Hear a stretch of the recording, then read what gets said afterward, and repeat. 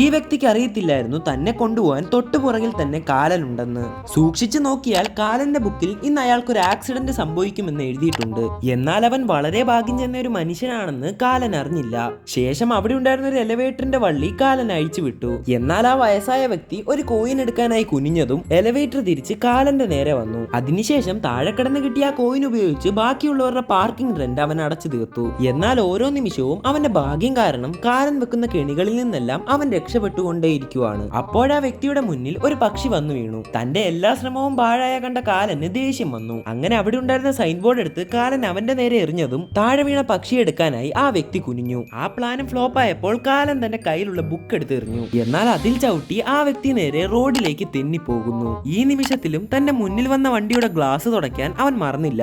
അങ്ങനെ എല്ലാ വണ്ടിയിൽ നിന്നും രക്ഷപ്പെട്ട് അവൻ റോഡ് ക്രോസ് ചെയ്തു. എന്നാൽ ഇതെല്ലാം കണ്ട് കാലന്റെ സൈഡിൽ നിന്ന് ചിരിച്ചവന്റെ കാര്യം തീർന്നു.